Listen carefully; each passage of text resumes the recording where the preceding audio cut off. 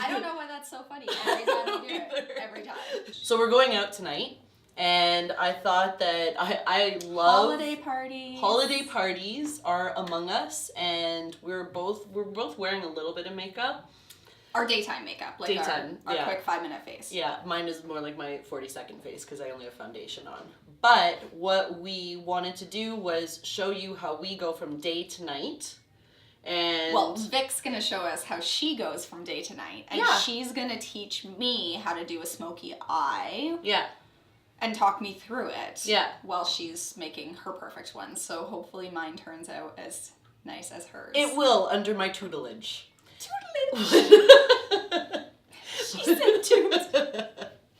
So one thing I think that's a little bit unusual about the way that I do a smoky eye is I like to do the eyeliner first. What?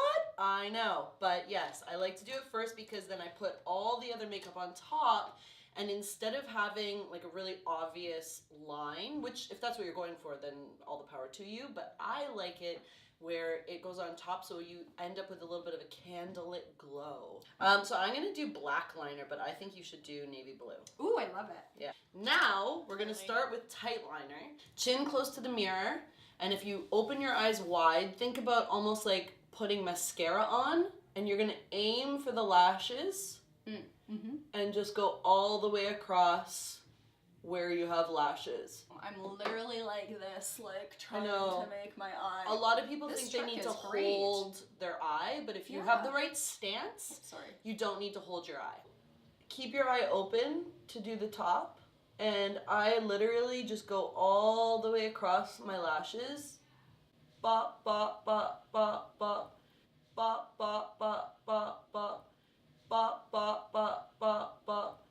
And mush it in rather than trying to draw a straight line. Right. So we're gonna do the bottom of our eyes, but I always like to connect a really bright color on the waterline, whether it's silver or copper. Waterline's pretty simple. Yeah.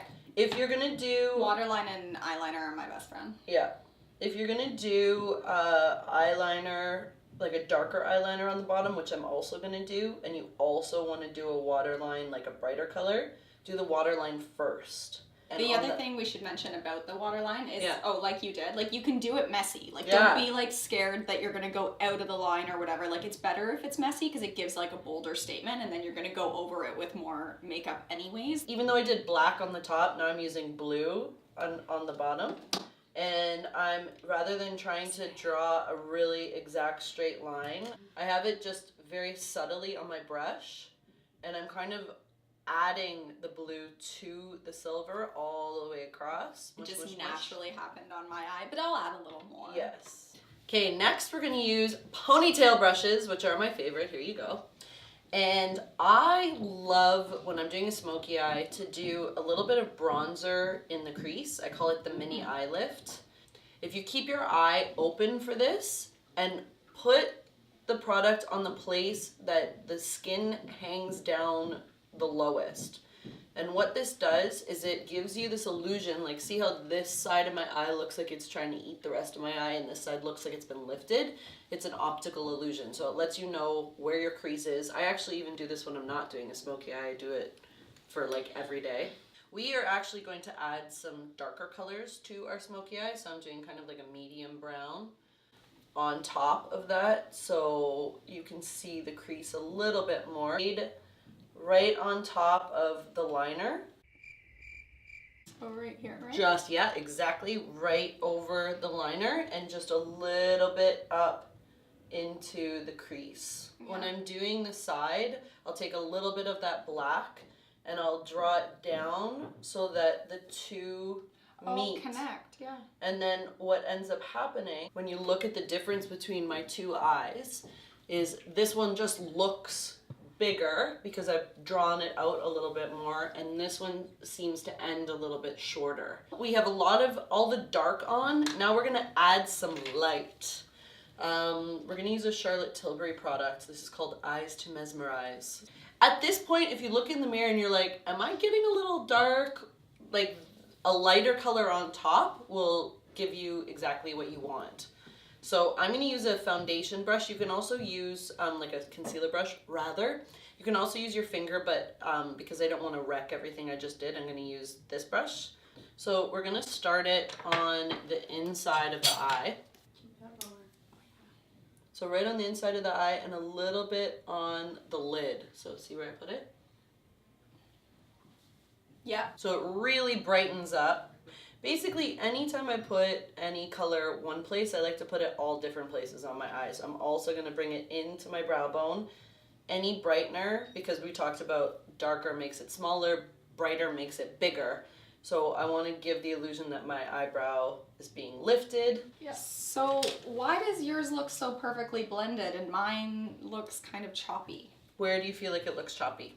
Well, like a little bit under the eye, like here I feel like it's not doing the glowy thing that yours is doing. So that has to do with how little is on your brush. So if you put too much on your brush or you don't mush it in enough, then it will get a little bit choppy. So yeah, I can see here, can we blend it a little bit more?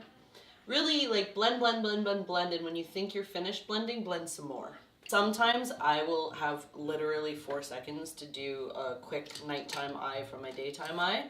And if my eyes look choppy, I will take a color pigment, so a loose color pigment, and this basically does all the blending you could ever want for you.